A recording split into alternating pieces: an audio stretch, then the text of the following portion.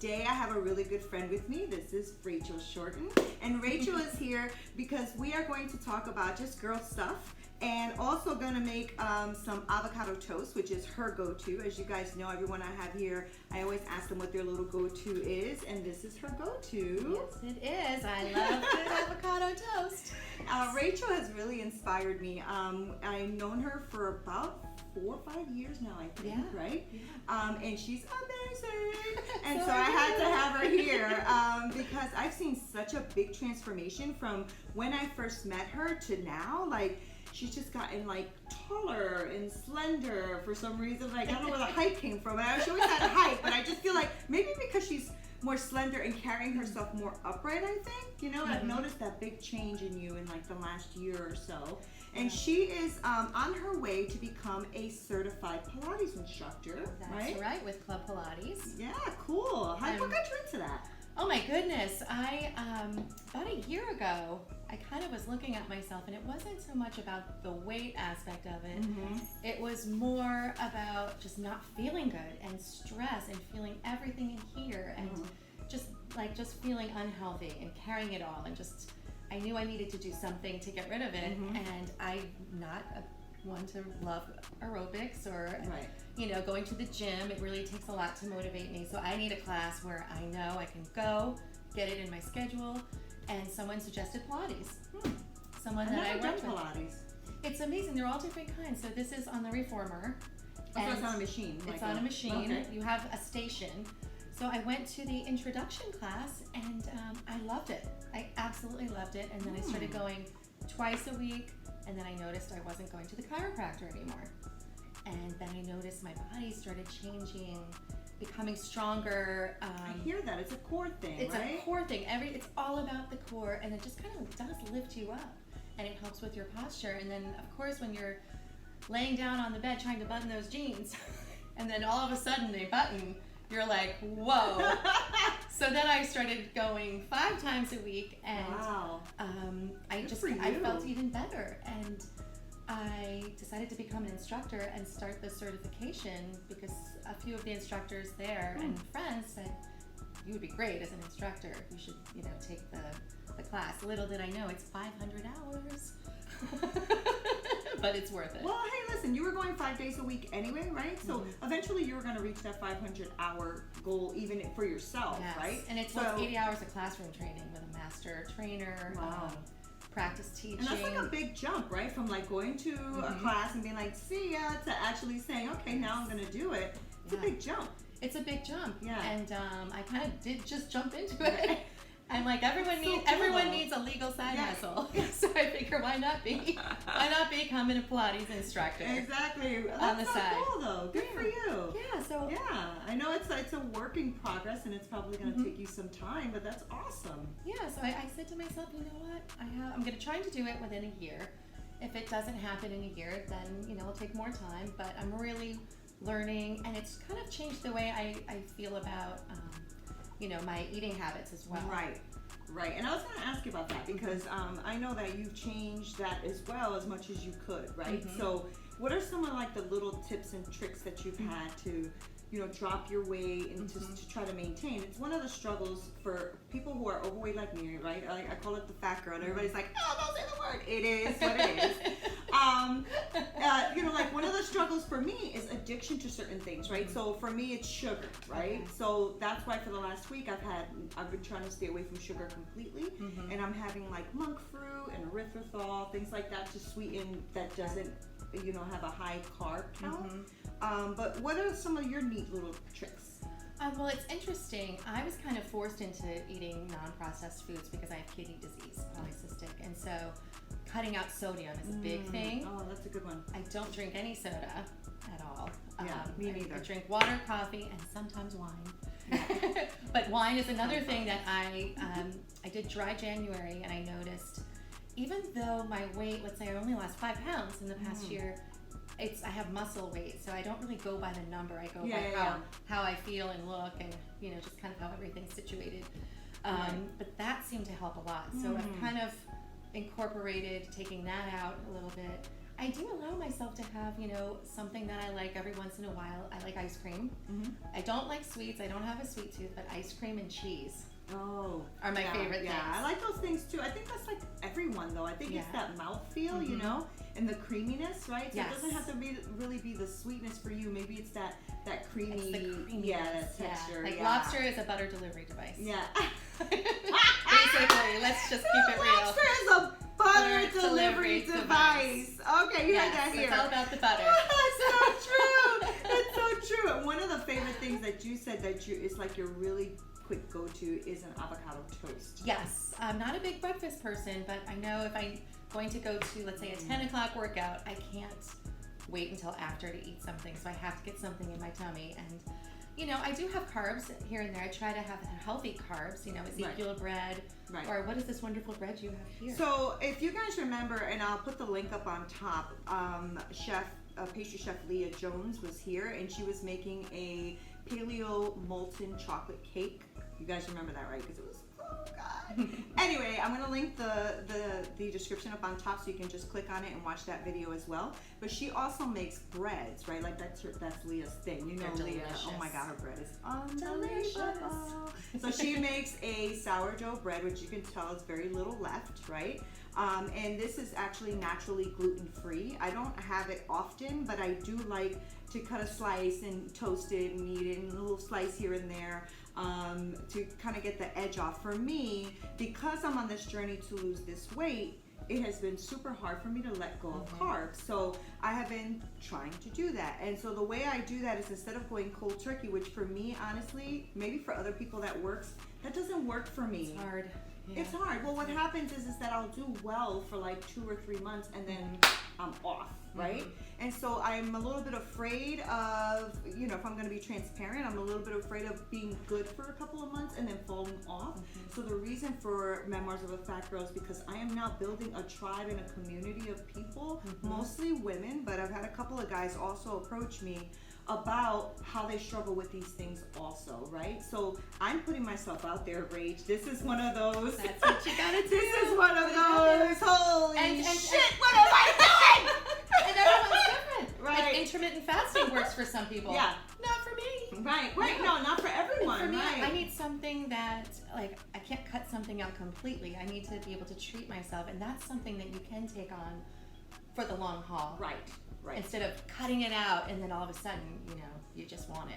That's all you can think about. It becomes an obsession. Yeah. Well, a lot of the trainers too that we've had on this show have said to me, you know what, Nina, have some healthy grains, have some healthy oats, things like that. And they're like, as long as you're working out, and movement is key, That's right? what's key. So, but they were saying, one of them said, 90% is really what you eat and 10% is working out, because what you eat is vital. And that's what we do more, right, than working out. You'll eat 3-4 times a day. You're not working out 3-4 times a day. Maybe some of you are. I am Unless not. you're a Pilates instructor. I am not. But exactly, which I am also not, right? So, but you know what? My goal of all of this is to get a compilation of everyone's stories of people who are on this journey with me. And at the end of all this journey, which will hopefully be about a year of us really getting it together, if we can. We can. You know why I say that? Again, I have to change what's coming out of my mouth and what's in my mindset, because I am one of the yo-yo people, right? So I do really, really well and I drop. And then I do really, really well and I drop, right? So the journey for this, the reason I'm exposing myself like this is because people are holding me accountable. And the tribe is growing. And they're checking up on me now. Are you walking today? Did you drink your water? All that kind of stuff. So it's like, shoot, these people are taking it seriously. And actually, Nina, you said something really key. Water. Yeah. Drinking a lot of water is key to flush out all those toxins. Yeah. I have my Swell bottle. I probably drink 10 of those a day. I love water. Get through 16 ounces a day. Really? Yeah. It's awful. I love water. So maybe put a little flavoring in it. Yeah, I'm thinking slices of lemons or oranges or something. I have to do some. Or cucumber. That's cucumber a good idea. and basil, maybe. Ooh, that might be good. That's a good idea. Maybe I'll do that then. And you can pretend you're at the spa. Yeah. You put it in like a cooler and have all the pretty fruit. That's not a bad idea. Yeah. And I have one of those big pitchers I can fill up with filtered water and do that. That's a good idea. Yeah, I'll do that. It's so important. All right, woman. Okay. All right, so show us what you like to do for your avocado toast. So, I am not very good at peeling the avocado. Okay. In fact, I could use training with Chef Nina on how to cut vegetables and make them look pretty. All right. So, I take the avocado.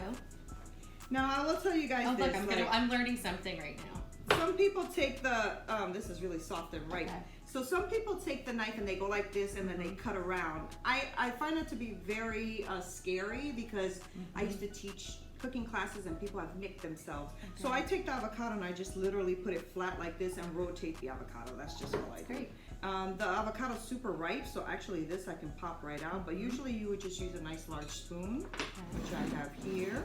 There you go. Yeah, so I take the avocado, I put it in a bowl, and then I will take a lime, and I will squeeze probably half a lime and just kind of see, depending on how large the avocado is. Do you like to use like the this I can do. peel at all or the zest? I have not. I'm not so fancy, but I am looking for some new tips, Nina. All right, I toasted already a couple of slices of bread. Fantastic. And then I usually put in a little salt and pepper. Salt and pepper. Salt and pepper. All right. I always use. I only use a tiny bit. Yeah, and I only use pink Himalayan salt in my home. But you can use kosher salt. You can use whatever table salt you have. I just like the Himalayan because there's a lot of nice minerals in it, so that's why I use that. So we are going to mash. See how bright that is? That's Look so at beautiful. that. Look at that beauty. So nice. So what I'm thinking is I would put a little bit of zest in there just to give it a little bit more. I need to get one of these apparatuses. Yeah, I know. I do everything through Pampered Chef. Oh, I'm not great. a sponsor for them, but I love their stuff. I have a lot of their stuff. I use their knives. Oh yeah, that's what I have here. See, they're all Pampered Chef. Those I are love nicer them. than mine. Just love their stuff. All right. So anything else goes in there? A little olive oil or anything, or no? I don't. Okay. I'm usually like in a rush out the door after getting my teenage daughters out, getting ready to go to work or work out, and I just kind of do that. And then I spread it. Oh, I do. Simple, it's not a easy guacamole. peasy, It's easy guacamole. peasy. I put lots of stuff in, but I just spread that on the bread, and then this. Oh yeah, I It's picked that up incredible. yesterday. You see that? Rachel told me about this. I didn't know about this. So this good. is a sesame, everything but the bagel sesame. I know the light's probably glaring, but everything but the bagel Trader sesame. Joe's carries it. That's where I picked it up. They have like another one too, like everything but the elote, which is corn, like a street corn. Okay. They had everything but the this, everything but the that. I'm like, super smart whoever came up with that concept. Tell me if that's enough, not enough. I think that's perfect. Okay. And then, depending on how much you like, I just sprinkle it on like that. Everything but the bagel. Oh, that is so cool. Right? My husband tried it yesterday too, and he was like, wow, this is really good. I'm like, oh, good. It is really good. So, you can put it on lots of things. Want to take a bite? Cheers. To health. Oh, man. That everything but the bagel stuff is good. Not too shabby. Not too shabby. It's so very that is simple. Rachel's go-to. And I like that because it's something that's simple and quick. And guys, you don't have to use the sourdough bread. You can do other things, right? I would take slices of zucchini, slices of avocado. You could even do it in an avocado bowl, really, if you wanted to.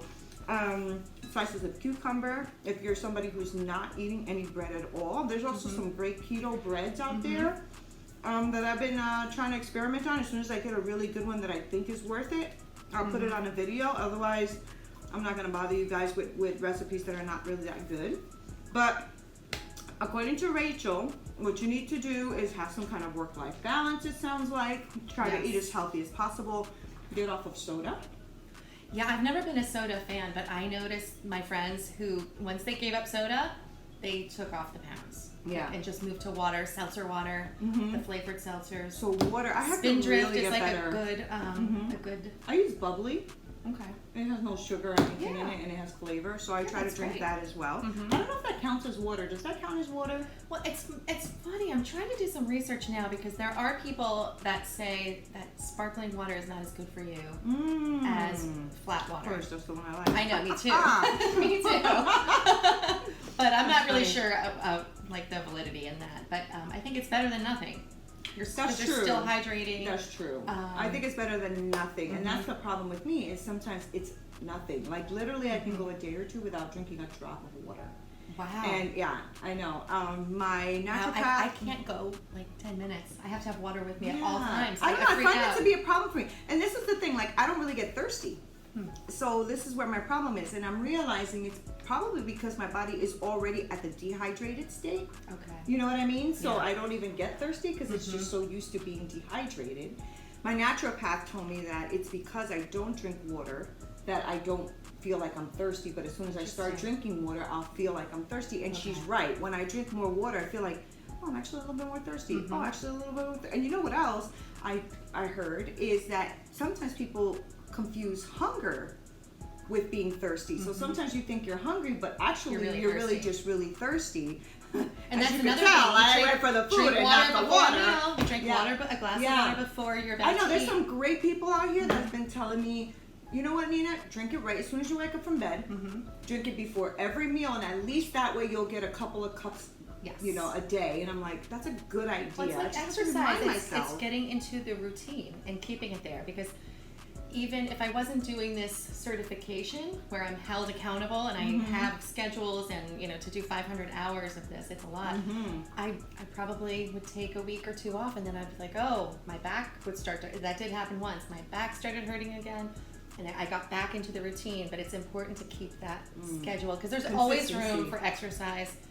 And there's always room to drink water. There's always time. That's funny that you said that. I was thinking about that today. As some of you guys know out there, I did a live, and on the live, I had so many people on there saying, I'm feeling the same way, I'm going through the same thing, blah, blah. So I said, anybody want to go walking with me if you live nearby? And I got a lot of great responses. Yeah. So I'm probably going to be starting a walking club for for the girls, for, you know, Memoirs of a Fat Girl. And it's not all about fat girls, don't get me wrong, but this is what a plus size, if you don't want to call us fat, a plus size person goes through is they need accountability and support. Right? We don't need anybody bashing. We don't need anybody doing that. But we do need support. And we need real talk too, Rach. Yeah. Like one of the things, my audience have heard me say this many times, is that they'll say, oh, you're plus size, or oh, don't say you're fat. And I'm like, but, you know, like my friend laughs. I said this before, but she's like, oh, you're just big bones. And I'm like, I'm not trying to lose bones. You know, she's like, oh shit, that's true. I'm like, anyway, it's all about being healthy. It's just keeping your blood pressure down, your sugar levels where they need to be. Yeah. Because you don't want to get. It's about not getting diabetes. Right. You know, especially if you have a predisposition to it. It runs in my family. Mine too. I have high blood pressure, so it's really, you know, it's all of those things to motivate you. Yeah. Because people put that at the last of their list. Like my husband, trying to get him to add it for his lungs. Right. You know, it's not a priority, but you need to make it a priority. Yeah. And that's what I've learned in the past year.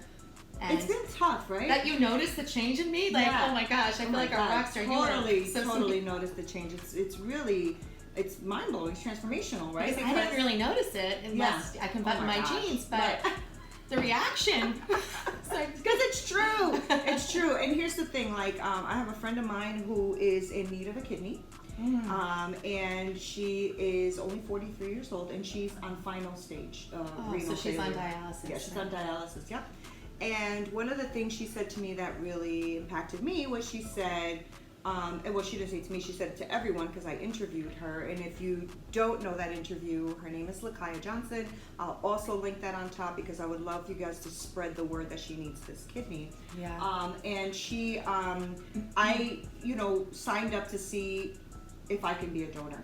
And I can't because of my BMI being too high, pre-diabetic and fatty liver disease, right? Okay. And it's all weight related. This is why I got frustrated, because at the end of the video, I said, what would you like to tell the people watching? And I thought she was gonna say, please, you know, help me get a kidney, blah, blah. Nope, she looks at the camera and she goes, please take care of your health.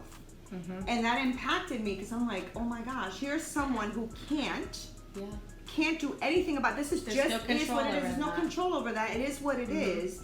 And she's telling us to take care of our health. My issues are all weight related. I can take care of it and don't. You know what I'm saying? Like, that was impactful for me. And since that interview, I haven't looked at this the same. Like now I'm just like, I'm gonna do it and get my lazy ass up and do what I gotta do. Because how dare I owe it to people, right? Like you've got 2 kidneys. Right, I was just gonna say, and you just talked about how you have, polycystic kidney eventually disease. I'll probably need a kidney transplant. Right.